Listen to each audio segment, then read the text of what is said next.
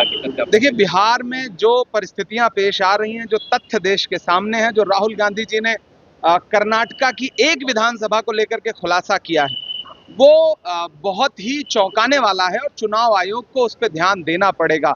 अगर एक विधानसभा में कई कई हजार वोट जो है वो फेक निकलते हैं, तो ये पूरी न्याय व्यवस्था का, पूरी लोकतांत्रिक प्रणाली का मजाक है। और नेता प्रतिपक्ष राहुल जी का खुलासा चुनाव आयोग के लिए बहुत शर्मनाक है। चुनाव आयोग इससे बच नहीं सकता है। एसआईआर को लेकर के माननीय उच्चतम न्यायालय क्या निर्देश देता है बिहार के संदर्भ में, वो एक अलग बात है, लेकिन जो कर्नाटक का खुलासा है, राहुल जी ने जो खुलासा किया है, उसके बाद चुनाव आयोग बहुत शर्मनाक तरीके से वोट चोरी में शामिल है, ये साबित हो चुका है। कल भी आप लोगों ने मार्च किया, बिहार में भी मार्च की तैयारी है। जब स्वतंत्र संस्थाएं सरकारी पक्ष लेने लगेंगी तो हम सड़कों को सूना नहीं छोड़ेंगे, सड़कों पर उतरेंगे, सड़क से संसद तक संघर्ष करेंगे और भाजपा की हर उस साजिश को बेनकाब करेंगे जो स्वतंत्र संस्थाओं को कब्जा करने की।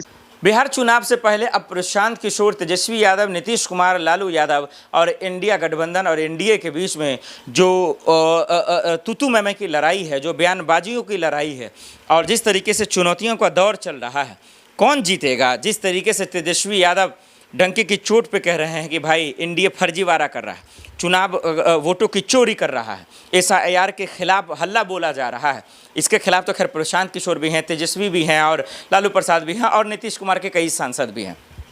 खैर, और सुप्रीम कोर्ट में जिस तरीके से एक वक्त ऐसा लगा कि नहीं एसआईआर पे सरकार जीत जाएगी, चुनाव आयोग जीत जाएगी, लेकिन उसके बाद जब जो है यादव साहब आ जाते हैं, योगेंद्र जी, वो कहीं ना कहीं बेचैनी खड़ा कर देते हैं। जज के सामने ऐसा दलीलें रखते हैं कि वो भी हैरान हो जाते हैं और एक तरीके से छोटी सी जीत भी थी उनका। तो ये बहुत बड़ी बात है कि किस तरीके से देखिए चुनाव आयोग बदमाशी कर रहा है, चुनाव आयोग वोटरों के साथ जो है गलत कर रहा है और ये नहीं होना चाहिए था।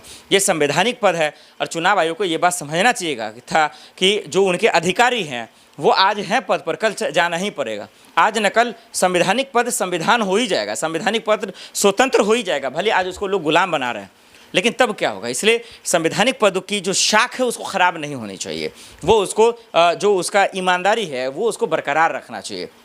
लेकिन आज देखिए इतनी बेशर्मी से सुप्रीम कोर्ट में चुनाव आयोग कह रहा है कि जो वोटर लिस्ट के काटे गए हैं, जिन लोगों के नाम हटाए गए हैं वोटर लिस्ट से, हम उनके नाम ही नहीं बताएंगे। भाई क्यों नहीं बताएंगे? फुटेज नहीं देंगे, क्यों नहीं देंगे? वीडियोग्राफी नहीं होगी, क्यों नहीं होगी? ये बहुत बड़ा सवाल है और बहुत बड़ा पैमाने पे ये वोटों की चोरी है। चाहे वो राहुल गांधी हो, प्रियंका गांधी हो, तमाम लोग जो दिल्ली में भी प्रोटेस्ट कर रहे हैं, संसद के अंदर, संसद के बाहर, ये भी एक परेशानी का सबब है। और इसी को लेकर बिहार में जो लोग फ़र्क डाल रहे हैं कि कुछ भी हो सकता है और तमाम लोग चुनाव आयोग पर सवाल उठा रहे हैं। ऐसा नहीं कि सिर्फ विपक्ष है, लोगों की भी बातें हैं। और ये बेशर्म मीडिया जो सत्ता की दलाली में दिन रात लगा हुआ है, वो उनको मत सुनिए। वो पूरी तरीके से आपके ब्रेन को वॉश कर चुका है। वो आज भी सरकार की गुलामी कर रहा है, यानी कि आज भी चुनाव आयोग को सही ठहरा रहा है। अरे जो गलत है वो गलत है भाई। वोटों की चोरी हो रही तो हो रही है, फर्जीवाड़ा हो रहा है तो हो रहा है। लोग खबरें दिखा रहे हैं ना, मीडिया में दिखा रहे हैं। मेन स्ट्रीम मीडिया ने जब इनका जो है फैक्ट चेक किया, एनालिसिस किया, तो पाया गया कि राहुल गांधी जो बातें कह रहे हैं और वो डेटा उनके नाना का बाप का नहीं है, राहुल गांधी के, वो चुनाव आयोग का है। फिर उसको कैसे गलत दावे साबित करते? अच्छा देखिए, गोदी मीडिया क्या कह रहा था दर्शकों कि राहुल गांधी जो रायबरेली से सांसद हैं, वहाँ भी जो है गलत साबित हुआ, फर्जी वोटिंग हुई है। अब वो अपना एनालिसिस करके दिखा रहे थे अपना। अब एक बात बताइए, राहुल गांधी ये थोड़ी बोले हैं कि हम ईमानदारी से जीते हैं। जो भी गलत हुआ है, जहाँ भी वोटों की चोरी हुई है, इसीलिए तो इलेक्शन कमीशन को बोला जा रहा है कि इलेक्शन कमीशन की गलती है ना, चुनाव आयोग की गलती है ना। लेकिन ये गोदी मीडिया उसके बहाने, फर्जी वोटिंग के बहाने, रायबरेली के बहाने राहुल पे अटैक करें।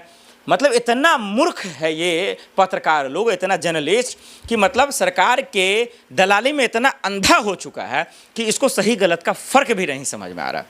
मैं तो नाम लेकर बोल सकता हूँ, अमन चोपड़ा, ये तमाम लोग जो है, अमन चोपड़ा है और तमाम जो मेन स्ट्रीम मीडिया में जो दलाल भरे पड़े हैं, कितना का नाम लेंगे आप? इन सब से बचिए, समझिए। बिहार का चुनाव है, मुद्दों पे बात कीजिए। शिक्षा व्यवस्था, महंगाई, बेरोजगारी, लोग तराहिम तराहिम में परेशान हैं लोग।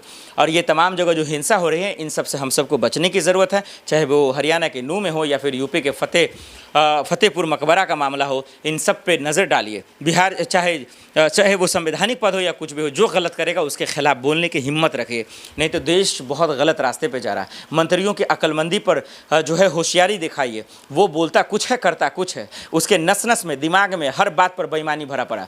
जो सांसद समोसे पे बात करे उसकी बात ही क्या हो सकती है। दर्शकों, SIR को लेकर, बिहार चुनाव को लेकर और जो इस्तीफे का दौर चल रहा है, उन तमाम चीज़ों पर आपकी क्या राय है, हमें कमेंट कर जरूर बताइएगा।